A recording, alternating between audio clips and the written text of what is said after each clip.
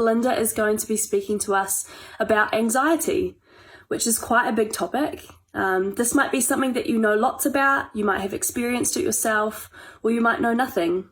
And that's cool. We just want to encourage you that if things come up for you during this talk, be gentle with yourself. If you need to go get some fresh air or go get a drink, that's cool.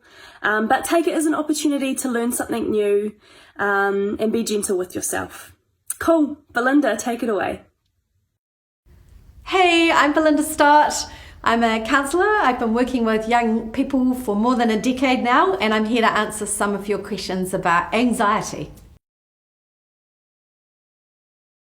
Anxiety is all about our need to stay safe. That's the most important thing to understand about anxiety.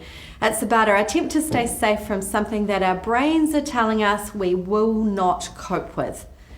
You see, feeling safe, the core emotional need to feel safe, is the most important emotion that we have as human beings. We need to feel safe more than we need to feel a sense of belonging or innocence or value or progress. And so the way anxiety is created is we go through something at some point, maybe as a child, maybe as a teenager, sometimes as an adult, and it's so overwhelming that our brains say, I must never ever feel that again. I must never ever go through that again. So it could be that you've been rejected, it could be you've been humiliated in your class in front of everybody, it could be being bullied. Whatever it is, if you don't know how to cope with it at the time, your brain will go, right, the way to make sure it doesn't happen again is anxiety.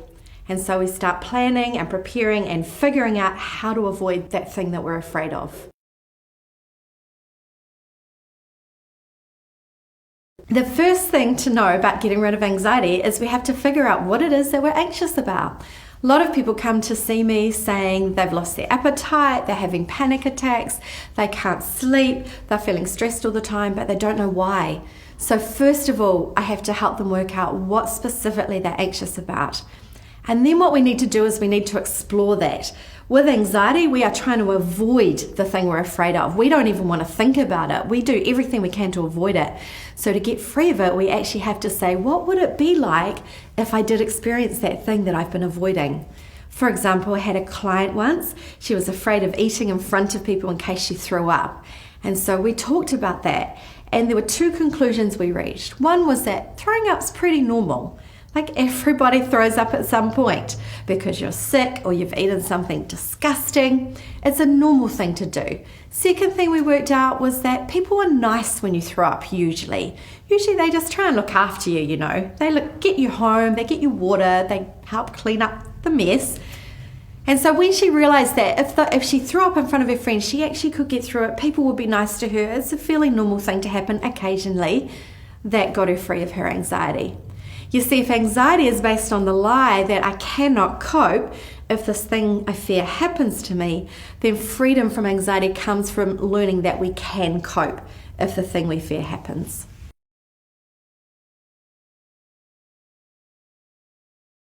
Man, in these crazy times, it is pretty hard to support a friend who's struggling with anxiety. Being in shutdown, of course, means we can't be face-to-face supporting them. However, we do have social media, we do have cell phones, we do have ways to contact people still. And so I encourage you, if you know someone is really overwhelmed with anxiety during this time, stay in touch with them. Now, the biggest thing that they need is reassurance that they can get through whatever it is that they're anxious about. And so if you have reassurances to offer, great. But if you don't, then there will be people around them who do. Their parents, their youth pastors, their leaders, their other friends, family members, encourage them that there are people that understand anxiety and can help them process it. And there are resources too, don't forget that. We have some resources on our website, www.soultour.co.nz, on anxiety. William Backus, a Christian counsellor, he's written an amazing book called The Good News About Worry that I'm sure you could get as an ebook at this time. So be there for your friends. But if you get overwhelmed in trying to help them, then make sure you get help yourself as well. Panic attacks are pretty awful because what's happening in a panic attack is we're getting overwhelmed with adrenaline. You see, we have this part of our brain called the amygdala, and its job is to look for danger, but it doesn't care about context. So if something happens now that's even a tiny bit similar to something bad or scary or traumatic that happened in your past, your amygdala will join the two together and say, uh-oh, you're in danger again. So if you were bullied by someone and you meet someone who reminds you of that bully, your amygdala will put it together and they'll say, this person's going to bully you too. And then what the amygdala does is it tells your adrenal glands to release adrenaline. And if you don't actually need that adrenaline because you're not in any actual danger, then you're going to just be flooded with it.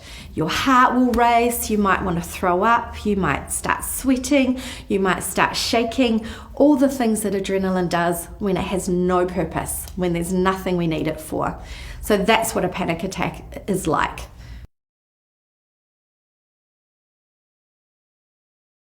Getting through panic attacks, it's a challenge, but one of the things that's really great to have is a breathing exercise up your sleeve. Because you're flooded with adrenaline, you're using your sympathetic nervous system, and that's the nervous system that's really tense and uptight and stressed. So what you need to do is shift from the sympathetic nervous system to the parasympathetic nervous system, which is your very calm nervous system. And so the way to do that is through breathing exercises. So put your hand on your chest, your hand on your stomach, breathe out through your mouth like you're annoyed. Now when you breathe in, you want your chest to stay still and your stomach to go out. Only your stomach should move. Hold it for a few seconds, and then when you breathe out, again, only your stomach should move, your chest should stay still. Do that like 10 times, and two things will happen. One is you'll be starting to switch nervous systems, which will help you calm down. The second thing is because you're focused on your breathing and your body, it will start to shift your focus off the panic and how you feel within the panic. I hope that's been helpful for you. I hope it's given you a little bit more information about anxiety. Please remember that if you're struggling with anxiety, there are always more tools, more insights, and more people out there that can help you with it. There is a way through. And remember that God is not in heaven stumped by your situation. He is not overwhelmed with anxiety. He is not overwhelmed with fear. He knows exactly what you need to get through this difficult time. Wow, what a powerful message, Belinda. Thank you for that. Thank you for sharing your wisdom. Hey team, I don't know about you, but there were so many things in there that I think are awesome takeaways for us. And especially that reminder at the end that God is not overwhelmed by fear. He is not overwhelmed by anxiety, and He knows exactly what you need in this time. So lean into Him. Check on your friends. That was another awesome thing that Belinda said, that we can't be face to face at the moment and supporting one another, but social media is an amazing thing. So pick up your phone and check in on those people you know that might need it.